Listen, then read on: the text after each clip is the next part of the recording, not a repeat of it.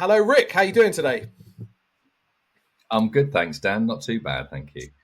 Nice to see you. Nice to see you. So, Rick, we're going to talk about all things Smile and also power of events. So, this is sort of in two parts, this podcast. We're going to try and get through it all in one edition.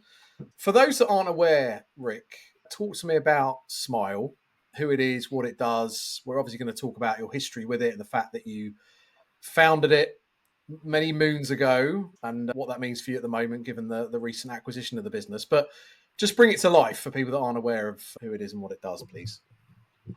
Yeah, sure. Well, in its current form, it's a creative agency that delivers live and digital brand experiences all over the world for some of the biggest brands and organizations. There's about 160, 170 full-time staff spread across a number of UK sites, mainly Hertford and London. And yeah, it's been a hell of a 22-year journey. Started up with Matt Margetson when I was working at another agency. I left that agency, but Matt I got to know very well as a small production company with great ideas, great passion, and real ambition to sort of offer something quite refreshing to the industry beyond what was back then sort of traditional event management companies or AV technical companies. Sure. So I think we sort of got our heads together once I'd left the agency previously in my late 20s. God, it's scary thinking that far Which we're going back. to talk about. Before we jump into that bit, I do want to ask you about, I guess, sort of your upbringing, the period before you founded Smile. Okay. I'm really interested Going about into the that journey, archives. going into the archives, and really, how you got into that industry and why you thought Yeah. it was an industry you want to get into. So just talk about that Yeah. period, sort of before you set Smile Sure. up, please. Well, it's the irony is, like many people who say that they fell into the industry, I have a unique falling into the industry because while I was at university, I had a spinal injury accident, broke my neck, was paralyzed from the neck down for many months, and was very lucky to be the only one in the spinal unit of 60 patients that year down in the Duke of Cornwall spinal unit in Odstock and Salisbury Hospital to walk out, having been fitted with a halo jacket to isolate Wow. the neck, and wore that for about a year. And I was at university at Royal Holloway, University of London at the time, and very kindly they gave me a year off to recover in my third year course. During that time, as I recovered, I needed something to get my brain active, Sure. so I helped out on a few student union gigs, events, and yeah, got the buzz of putting some effort and energy and creativity into people's experiences in the audience, and saw then the output of that work being people having a great time and a unique time and memories being made. That sort of got me very hooked on wanting to pursue a wider career in some sort of audience engagement and that buzz, unique buzz you get when all that hard graft and work, the 99% pre-event, all Yeah. becomes worthwhile on that moment when you see hundreds, if not thousands, of people with an expectation of here and you delivered here. Sure. And that is something that delivering any sort of live experience can only really sort of manifest itself in our industry. And yeah, so that's how I got into it, and then went to work for a couple of agencies, learned my trade, and then the rest is history. Thank you. And talk to me about your sort of entrepreneurial spirit, because it's one thing wanting to get into an industry. Mm, You were employed before Smile in a couple of places, mm, as you said. mm. Did you always have a sort of burning desire, you think, to launch your own thing, regardless of whether it was in the event industry or anywhere else? And did that sort of come from an early age? I've had guests on that have always, they said at school or at college or really they were buying, selling, doing things. They always sort Yeah. of wanted to do their own thing. Where did that come from, do you think? Well, what was really funny. I was thinking about this the other day. I actually put a business model together to do car washes. I don't think I've ever told anyone this. To do car washes at supermarkets and golf courses, knowing that people were at least going to Yeah, be out of their cars for a number of hours, if not golf courses, sure. tennis clubs, and so on. So that basically I had this model where I sourced. I was about 15, 16. I'd sourced wholesaler of the equipment needed, and put a business model together and approached quite a number of golf clubs at the time. And I had no idea what I was doing, but they were very gracious and sort of politely said, no, it's not for us. But that sort of gave me a bug of trying to think differently. And I guess because my family were a diplomatic family, we lived overseas for many years, and I was at school in the UK from the age of 7 on my own. I guess I was quite self-reliant. Yeah. When you're boarding away from your parents who live the other side of the world from the age of sort of 7, 8 years old, you become quite of a self-preservationist and self-motivated to get on with things, perhaps, but without that sort of ecosystem around you of sort of a bubble of support and so on. Not that the school wasn't great, but you know what I mean, Sure. from a sort of family perspective. Yeah. And then actually I set up my own small events stroke sort of gig club business straight out of university on the back of what I've just explained, which failed dismally within about a year. But then I sort of approached one event agency that was local to me in Hertfordshire, with another business plan to invest in this failing business that had absolutely nothing going for it whatsoever.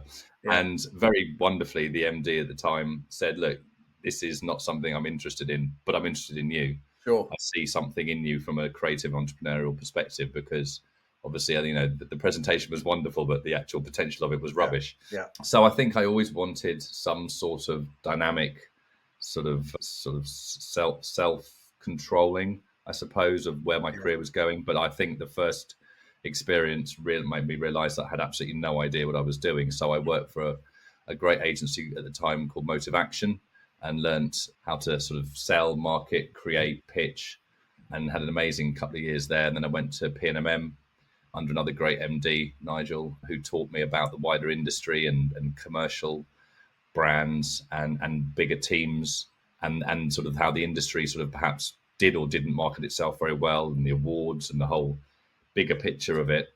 And I think it got to the time when I was sort of 28, 29, when that sort of entrepreneurial yearning perhaps started to feature again once I'd left P&M, and had great time with both agencies. Brilliant. Learned a lot from what they did really well and what perhaps they could do better, which is always a good balance. Yeah.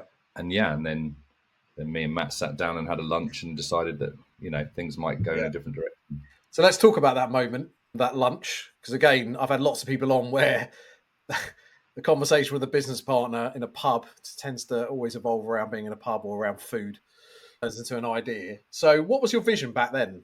It was very simple. I didn't want to. It was a very saturated market. Some may say it still is, but it was a very saturated market with very low barriers to entry. And there were loads of good, great, not so great event management companies doing back then. I was aspiring to the TROs and the Jack Mortons, the Imaginations, and so on at the time. But I recognised, perhaps because I'd worked with Matt in his small company called Smyle Productions, doing AV and technical, working into agencies and so on, not necessarily direct with brands, that their creativity, the technical side, the digital side, even back then, was as important to enhance the pitch and the creative solutions, the audience engagement and experience, as much as the event management side, which obviously a lot of which is operational and tactical, you know what, where, and who, rather than the why and the legacy impact. So Matt and I had a nice long lunch on the South Bank when I'd left my previous agency. And obviously I think he was probably a little bit worried that he was going to lose a big client, because I was one of his main clients at that agency. Yeah. And you know, I just said, look, I really want to set up some agency that's got a point of difference from the start. I don't want to just be another agency that's saying the same thing, marketing itself in the same way, pretending to be different from the core of its model. So I set up Smyle Events as the sort of brand-facing, direct to the client, the brands. That was my acumen, my background. And Matt's obviously already had an office and a logo and a website and 3 or 4 people that could answer the phone, because obviously a one-man band, you're everything. Yeah. And you know that classic sort of mobile recorded message saying, "I'm sorry, no one's in the office right now," which basically means you're in a meeting or driving because it's only you. I just wanted a bit more infrastructure behind me to sort of elevate myself from day one. And Matt obviously had a great team and an understanding of all the stuff that I didn't. So he was excellent at everything I perhaps didn't know, or a lot of I didn't know. And I obviously had the relationships and the market and the industry acumen, direct with brands and pitching, and the industry understanding of awards and the trade press that he didn't. So it became a really easy conversation, frankly. And so, I set up Smyle Events. He set up Smyle Productions. We sort of traded a sister brother company. He with his old business partner, Jeff, owned the production side. I owned the event side. And then we merged the two in 2007 under the banner of just Smyle, Thank with you. that model of projecting creative solutions, but with a technical infrastructure background and equipment. We had Sure. a small warehouse with equipment, which gave us a bit of a point of difference from the start. Right. And interesting. So those first 4 years, I guess, gave you an opportunity to see how you work together as well.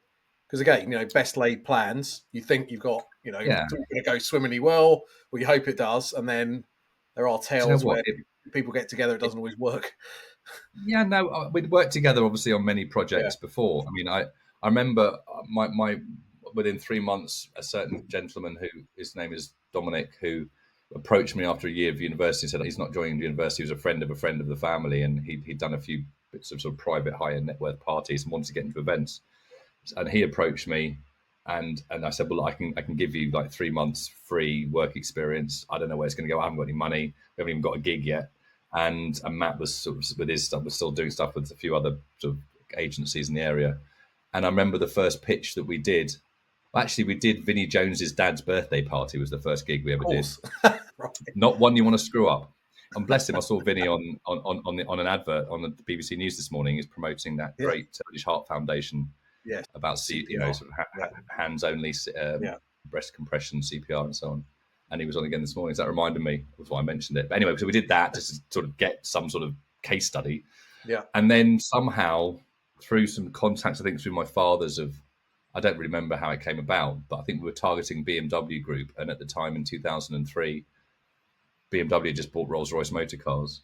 Somehow we got into the pitch list of 4 or 5 agencies to pitch for the centenary celebrations of the most well-known motor brand in the world, Rolls-Royce, in 2003, 4. And they just were setting up the new factory in Goodwood on Lord March's estate, and that was half finished.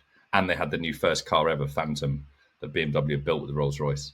So there was a whole sort of centenary celebrations, launch of the Phantom, launch of the office type thing, and yeah, so we pitched for the centenary celebrations. And I remember we turned up about 5 a.m. after staying overnight. We turned up at sort of just outside a pub or God, I don't know, probably a diner or something near Goodwood, going over the deck in the restaurant on the laptop. All of us go, "Are you going to say that bit? You're going to say that bit?" And I just went to the toilet and absolutely was so ill. I was so nervous because I knew that if we won this huge opportunity against all the big boys, it's one of those accelerators that you'll never forget. And we walked in and we won it. And I don't know, I think we were just probably half the price of everyone else. Who knows? But, we won it and we delivered the centenary celebrations, and it wasn't easy, but it was an amazing event. And from that, we leveraged the BMW relationship.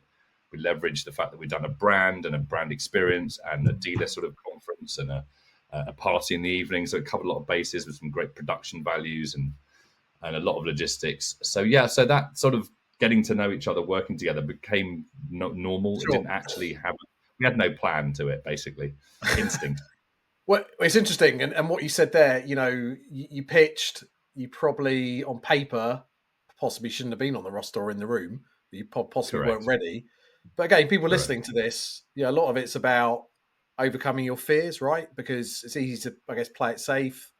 But what's the lesson from that? If you give someone some sort of guidance that's listening to this now. I know why we won it. We won it on a balance of they loved our team.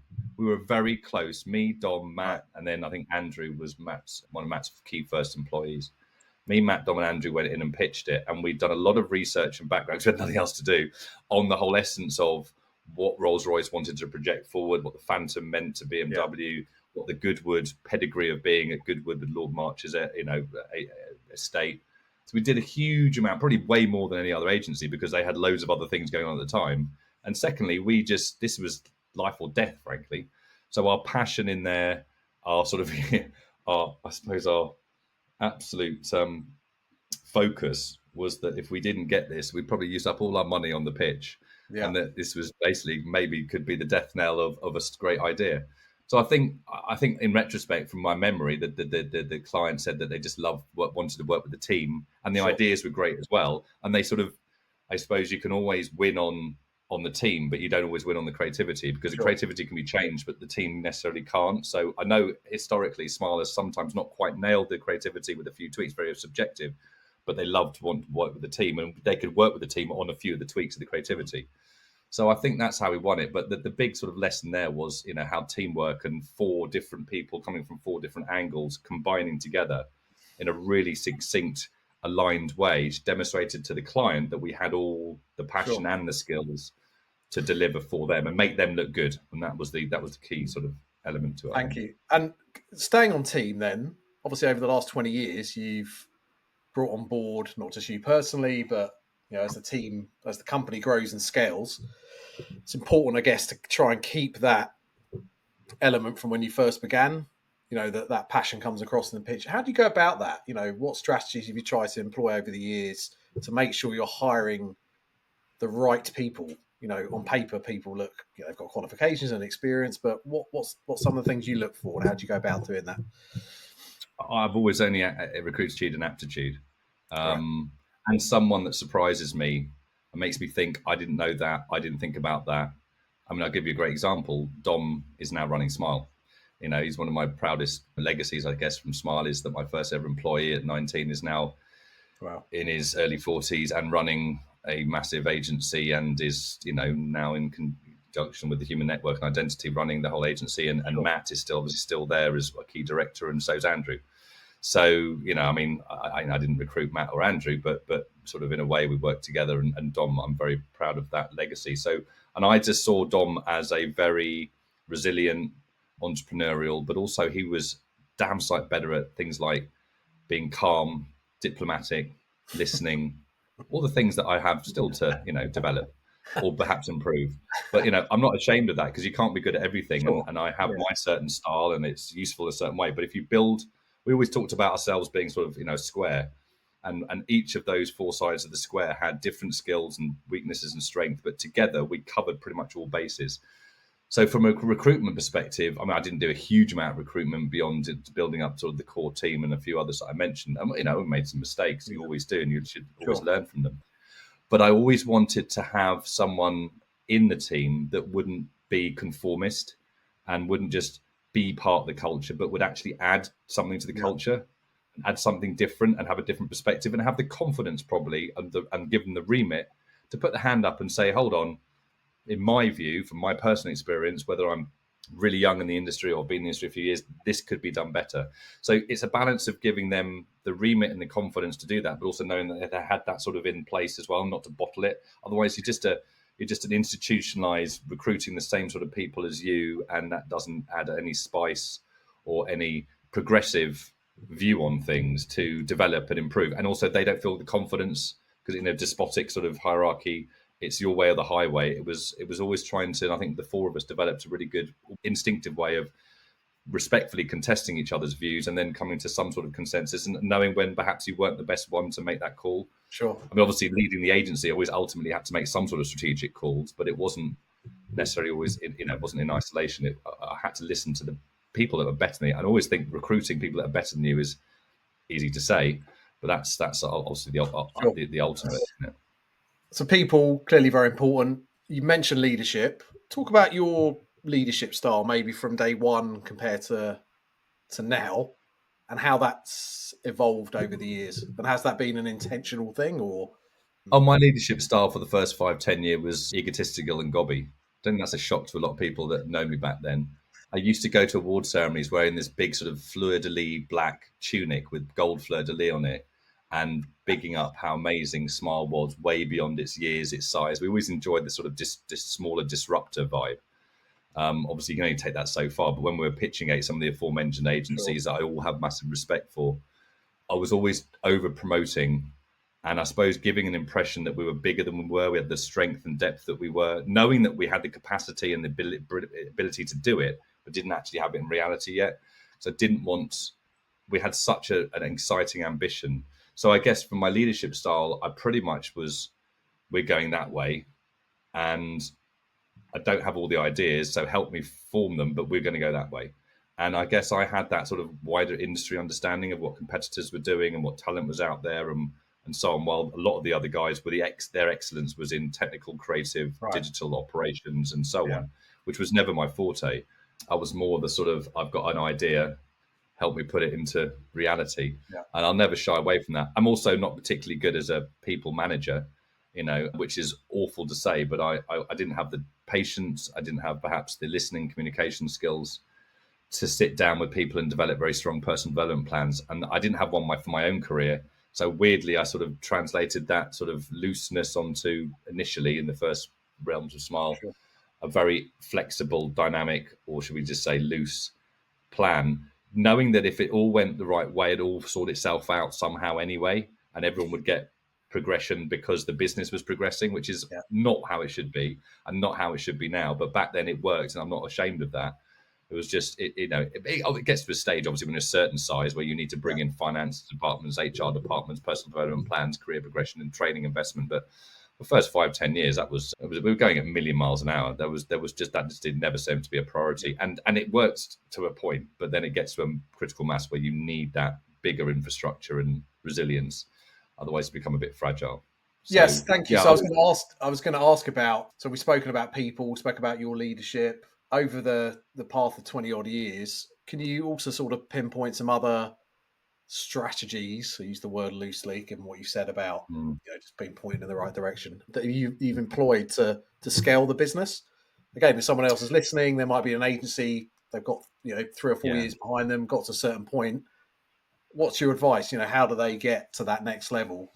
How did you manage to do it? well, there's no magic wand. I think ultimately it's all about the clients. It's what they want as a service, as a type of solution. And if you don't listen to the clients and understand what, maybe if you lose a pitch, it's even more valuable than winning a pitch. Sure. Because if you, long as you get that feedback from what you didn't offer, how you didn't offer, whether it wasn't the team structure, the culture, the sort of infrastructure you have behind that model. Sometimes we got a bit of feedback early on that we may have had this and this, but we didn't have that in house, and they were worried about the outsource and the upselling of that, and the markups and the fragility of the secondary third party that they don't know that we're delivering a core part of it. So we built up quite quickly from the sort of event management creative to then the technical. We built content and video and scenic construction, and moving image type creation really quite quickly within the business, because we realized the more we were growing, the more we were outsourcing it, and actually we could pretty much bring it in house. Sure. Obviously retain not only the control and the quality control of it, but also keep as much of the client's budget within our business. Not all of it all the time, because we weren't the biggest, but it enabled us to then project that model onto the client and reassure them that a lot of the core elements where they'd be spending and would make up the brand experience that we were trying to deliver for them was within that team they trusted. So that was something that was really key, and that's continued and progressed even to this day.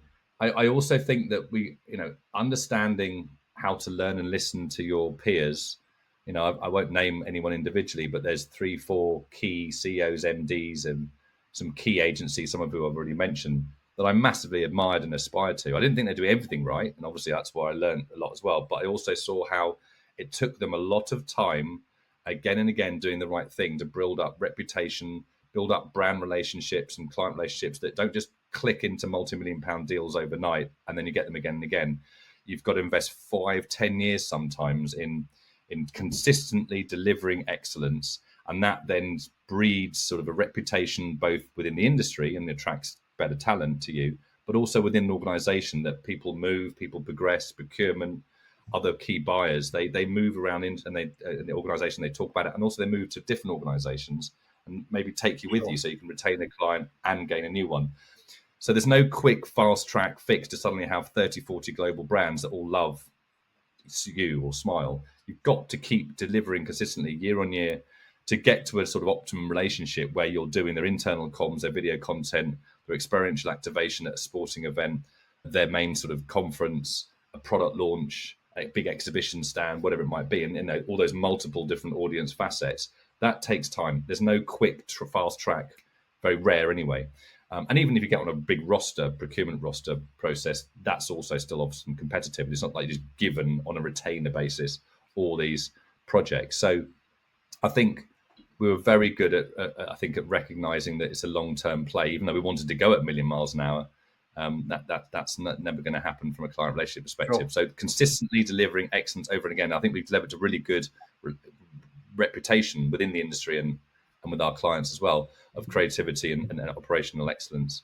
Sure. We've very, very rarely lost a client. Is the client always right? I mean, the saying goes that the client's always right. Is the client always right?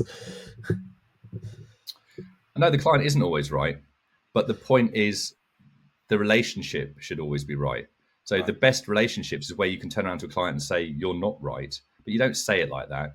You contest ideas or briefs that they have for the benefit of the bigger picture rather than just turn around, shouldn't you never say to your wife, you're not right. You're not going to say it to a client. I don't But anymore. I've often learned. right, exactly, and you don't get anywhere by saying you're not right. The best thing to do is offer a solution or an idea that maybe builds on that, Sure. or is an alternative to it that might be substantiated by a better outcome.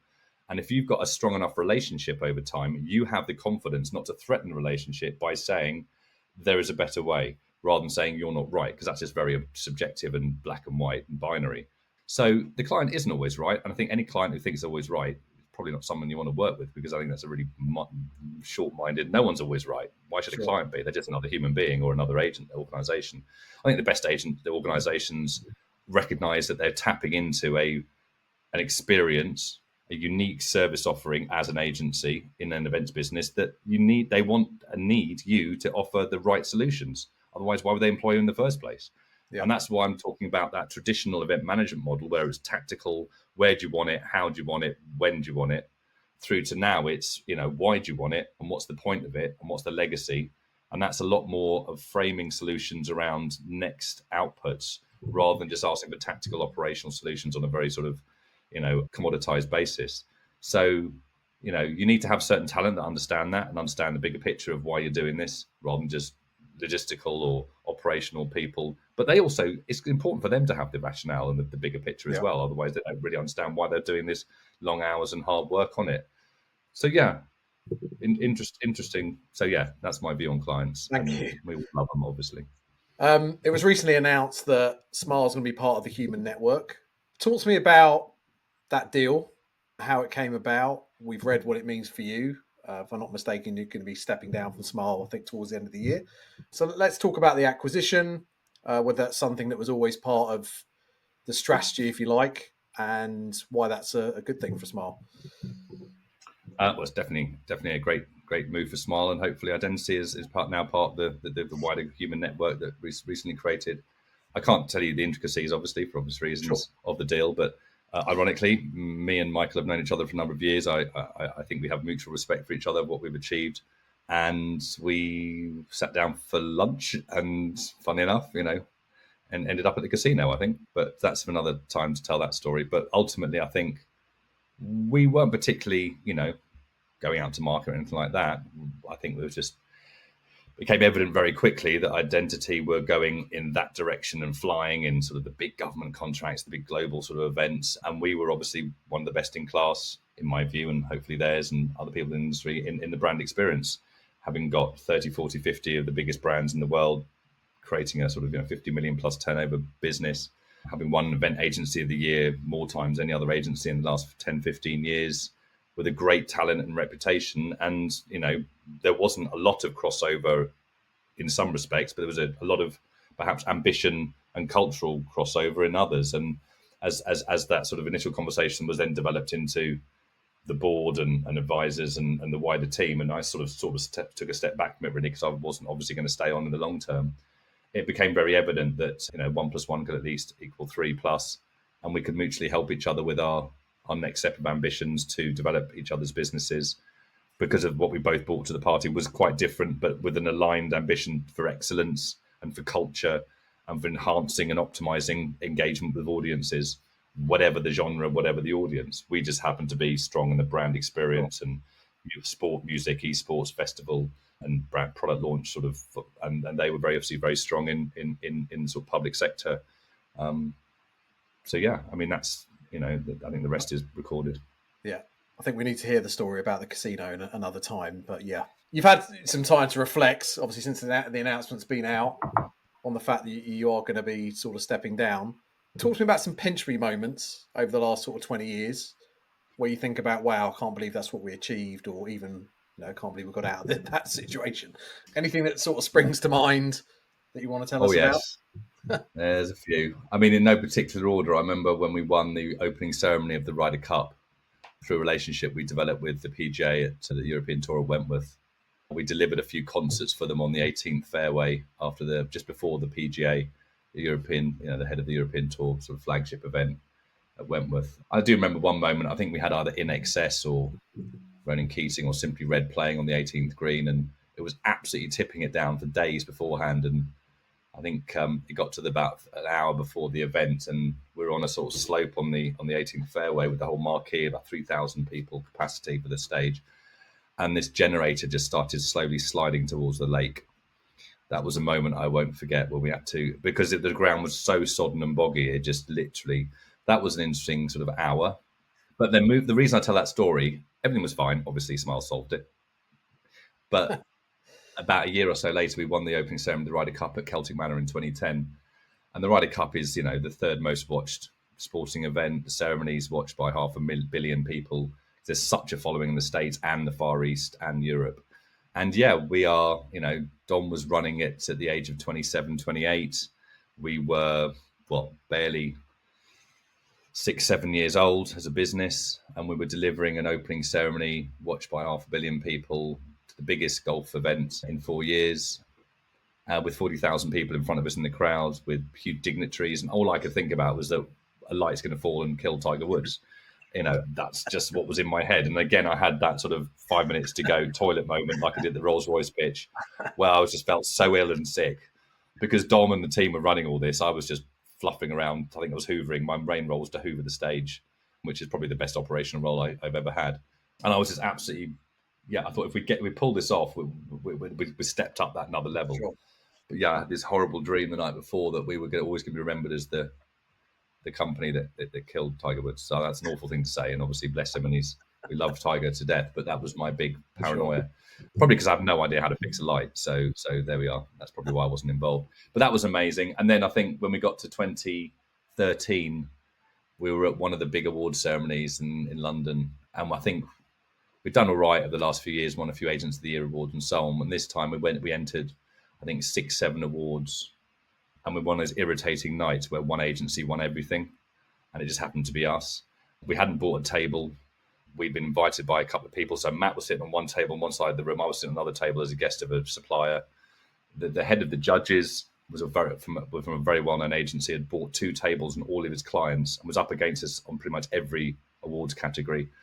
And it even got to the point where the announcer was sort of getting quite bored of announcing Smyle up on stage, and we were getting quite embarrassed. So yeah, we won about 6-7 awards that night, the Platinum, the Agency of the Year. But and it was quite awkward, frankly. But we sat down afterwards and just went, something's happening here. And awards aren't everything. They are on the night, the next day, or after everyone forgets them and they move on. But for us as a small agency fighting against the big boys, that felt like a moment we all got really quite emotional about.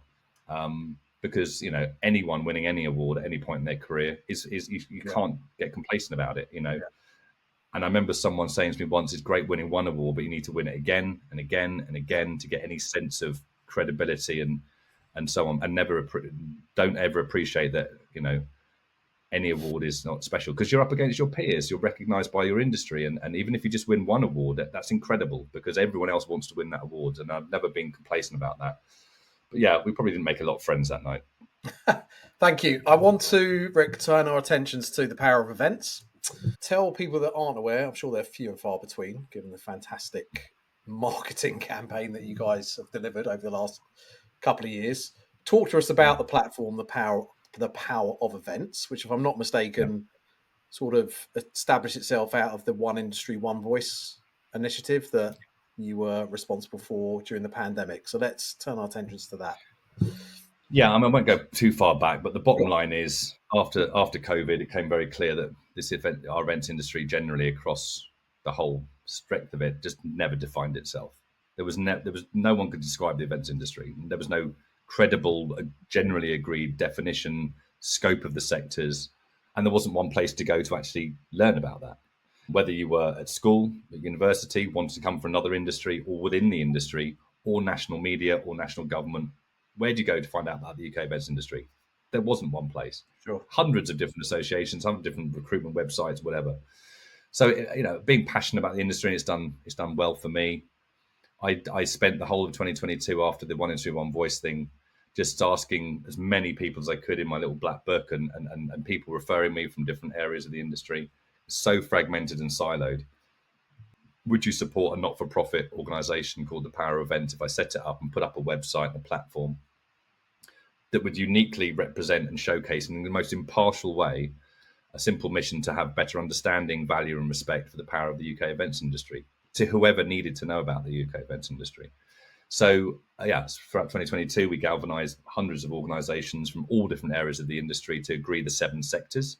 So, bespoke sport events, business brand experiences, music and live performances, exhibitions and congress, festivals and outdoor events, third party and public sector events, and weddings and private parties. Get that agreed, create an infrastructure and content that everyone from those sectors gave us with their support. And then on the other side, create a sort of a showpiece, a map of all the amazing support organizations that underpin the industry. So we've got all the main trade press organizations, 21 of them, all the main trade associations, bar a couple, so about 40 of them, 9, 10 universities from across the 4 nations, all the main sort of event faculties, and about 30, 40, I think it is now, support organizations that promote best practice and skills, welfare, DEI, sustainability, and so on. So about 170, 180 organizations, of which the vast majority of the industry won't be aware of, only the ones that they've known from their sector, are all profiled to be explored. There's online communities and podcasts all showcased, like your wonderful one, on the platform as well, so people can discover the best podcasts in the industry, the best online communities, the big Facebook, LinkedIn groups. There's an events calendar on there, the unique events calendar, where all the industry give us all their main events, award ceremonies, the networking events, the showman show, Confex, meeting show, EPS, Event Buyers Live, whatever it might be, organised by either the trade associations or trade media partners we've got. So it's a real rich resource now of an overview of the 7 sectors with nice video and description of what actually those sectors do, with all the main great organisations from across all the 7 sectors showcased in one place, and some insight and communities and podcasts and events calendars you can engage with. And we gained a huge amount of support, as I say, from all those amazing trade press and associations and others. But the support from the main commercial businesses, I remember there was a moment early 2023, just before we were launching in February 23, where Live Nation, Notting Hill Carnival, London Marathon events, and Glastonbury in 24 hours all decided to support this, and that's never happened before. And then on top of that, AG Live and Jack Morton and Identity and XL London and Informa and Easy Fares and Rego and ACC Liverpool, I could go on. There's hundreds of them, and it's growing every week. And that was just unprecedented to get that representation across all the different sectors and the key players in it. And there's still many to go, and people are either just learning about it or yet to get involved or involved in. And so that's phenomenal. So there's a great platform there. And off the back of that is a huge amount of activity, which we can maybe talk about in a minute, of the projects we're now leveraging that unique support for. Sure. Thank you. What just personally, what gave you the impetus, and what still gives you the impetus to press forward with that? Is that like, do you see that as your legacy in inverted commas? Because you've done 20 years in Smyle, the business has been acquired, could go off and do something else. What gives you the ambition to stay within the industry and I guess fulfill? I love it. Yeah, it's all I know. And why would I want to go and do something else until I stop loving it? Sure. How do I best not stay at Smyle and wanted a new challenge? I've learned and met more people in the last 18 months, 2 years than I did in 20 years, because I was in, like a lot of people, in that bubble of a certain sector doing a certain thing. I never thought I'd be speaking to Glastonbury and then Melvin Ben from Fest Republic Live Nation, then Hugh Brasher from London Marathon, then Matthew Phillips from Notting Hill Carnival, then the guys at Informa or Easy Fares, or the guys at the Black Events Professionals Association, or Women in Lighting, or Women in Touring, or Network of Women in Exhibitions, or this is all new to me, a lot of that, and that's really invigorating.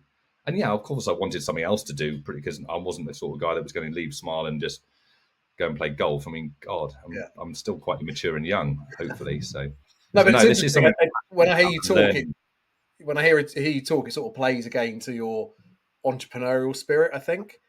And when you speak about the early days of Smyle and some of those pitches and the sort of pinch me moments, it's almost like that's being replicated for you a little bit here as well. Sort of the embryos of something, starting something, launching something. Would that be sort of fair to say that you sort of get excited by that growth? Well, I just saw it's a sort Yeah, of disruption to the norm, which needed to change because sure, God, we need to be better respected and valued and understood, and get the next generation to understand us and everyone else. But also, it was an obvious remit. COVID exposed us as not being respected or understood, but a massive contributor to society and economy. So I saw an opportunity that presented itself to me, and I thought, well, why not me?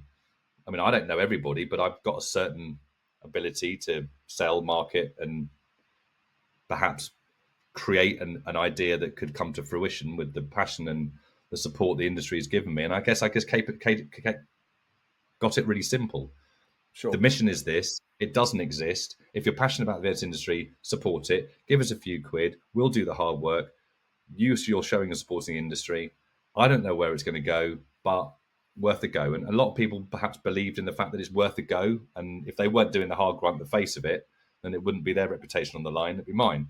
And I'm Yeah, not saying it was easy. I mean, God, there was a huge amount of institutionalized behavior, which I'm not blaming because we've all been institutionalized, and detractors and those that, well, it's not my idea, or, I want to protect yeah, my little fiefdom and so on. So the inclusivity of it all, that everybody can get involved in it. It's not dominated by one sector, one region, one person, one association, one big company. Doesn't matter how much you contribute to the support fund or whatever, you'll still get exactly the same treatment.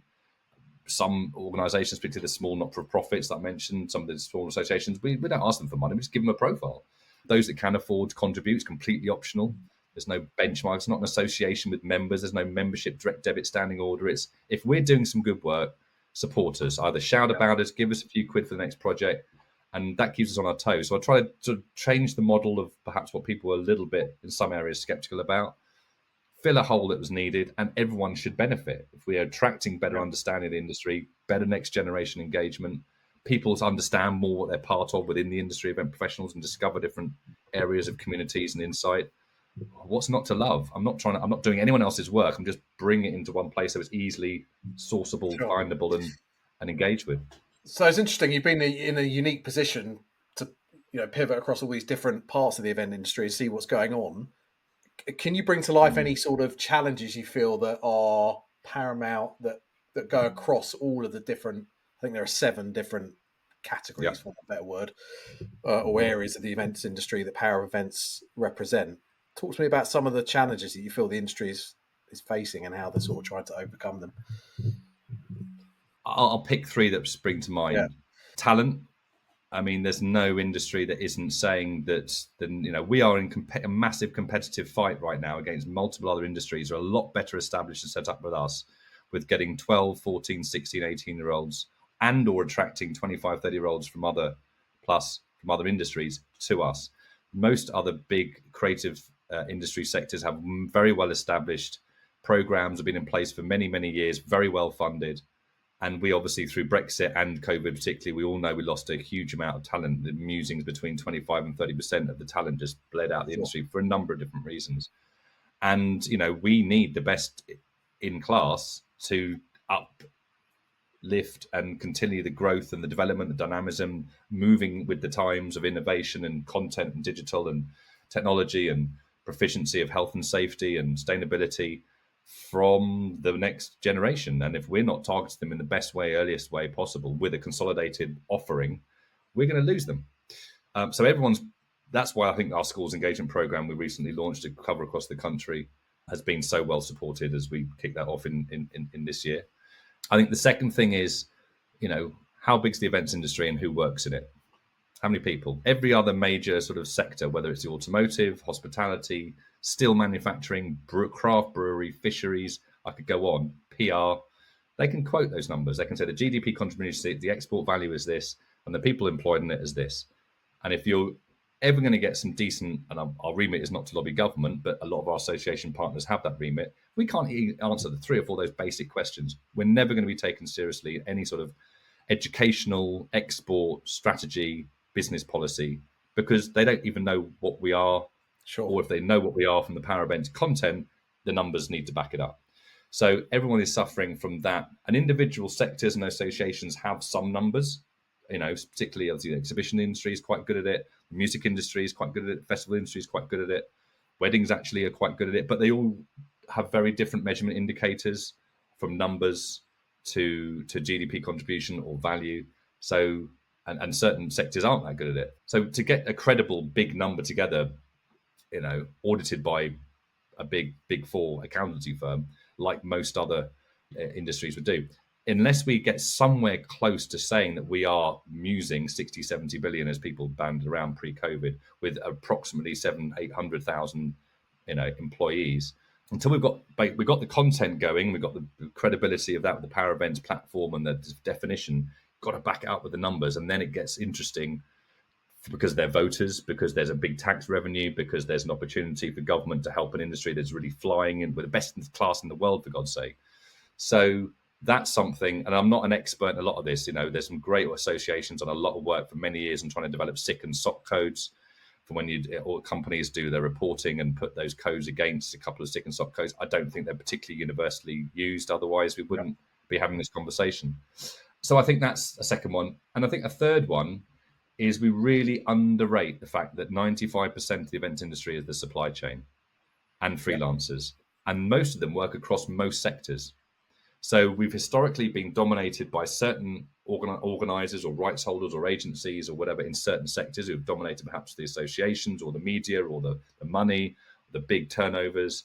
And I think there's a huge amount of knowledge and experience and opinions and views that we should listen to across the wider supply chain, from the freelancers to the suppliers who see everything and don't see themselves just in one sector. They see themselves in the wider events industry because marquee companies, infrastructure companies, toilet companies, freelancers, AV production companies, venues, caterers, they work across many different sectors and see so much more that we could understand and listen to because they have that broader view.